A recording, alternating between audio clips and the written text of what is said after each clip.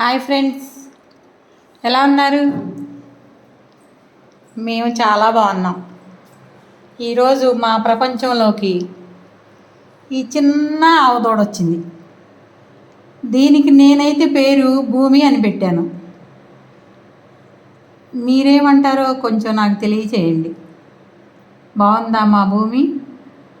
ఇవాళ నుంచి మాతో ప్రపంచాన్ని పంచుకోవడానికి మా జీవితంలోకి వచ్చిన తల్లి భూమి తల్లి.